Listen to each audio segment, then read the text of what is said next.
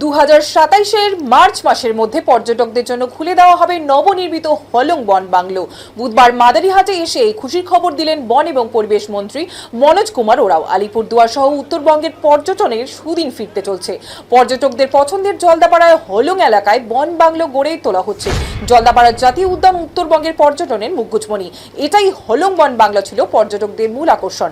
স্বাধীনতার পর 1950-এর দশকে এই বন বাংলোটি নির্মিত হয়। তারপর থেকে গণ্যমান্য ব্যক্তিরা এই বন বাংলোতে এসেছেন এবং এখানে থেকেছেন। 2024 সালে এক অগ্নিকাণ্ডে বাংলোটি ভস্মীভূত হয়ে যায়। তারপর থেকেই মাদারিহাট পর্যটনের কালো আকাশের ছায়াতে দেখা যায়। পর্যটকেরা ঘুরতে আসেননি এমনটা নয়, তবে তারা হলং বন বাংলো দর্শন থেকে বঞ্চিত থেকেছেন। তাদের মনে একটা প্রশ্ন উঠতে থাকে, কবে দেখা যাবে এই বন বাংলো? জলদাপাড়ায় ঐতিহাসিক হলং বন বাংলো পুনর্নির্মাণ করা হচ্ছে। এটি এই অঞ্চলের সৌন্দর্য আরো বৃদ্ধি করবে। বন এবং পরিবেশ মন্ত্রী মনোজ কুমার ওরাও জানান, হাইকোর্টের রায় মেনে বন বাংলোটি তৈরি করা হচ্ছে। পুরো বন বাংলো কাঠের তৈরি করা সম্ভব হচ্ছে না, তবে কংক্রিটের তৈরি হলেও পুরনো আদলটা রাখা হচ্ছে বন বাংলোটিতে।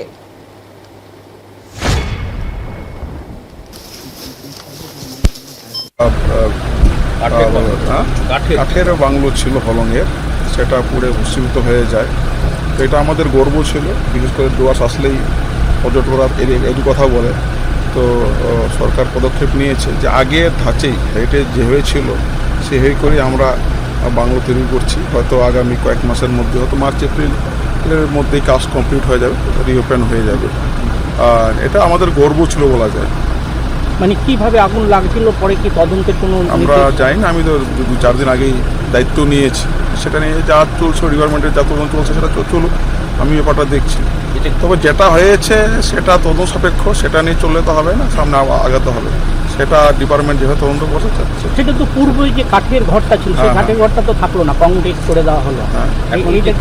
না, অ্যাকচুয়ালি কিছু কিছু সমস্যা থাকে, অনেক ক্ষেত্রে ইচ্ছা থাকলেও করা যায় না। আমরা ওই ঢাঁচাটা পুরো প্যাটার্নটা ভেবে রেখেছি, কিন্তু যেহেতু আবার আগুন লেগে যায়, আগুন লাগার সম্ভাবনা থাকে, আবার দুর্ঘটনা ঘটতে পারে, তাই হাইকোর্টের কথা মতোই আমরা মোটামুটি কমপ্লিট করছি। আর পুরো সাইড দিয়ে পুরো প্যাটার্নটাই আমরা কাঠেরই রাখবো।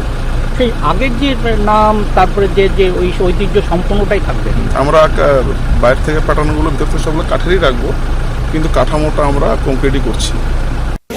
বন্দে মাতরম, বন্দে মাতরম, বন্দে মাতরম, বন্দে মাতরম, স্বাগতম। বন্দে মাতরম, বন্দে মাতরম, বন্দে মাতরম, বন্দে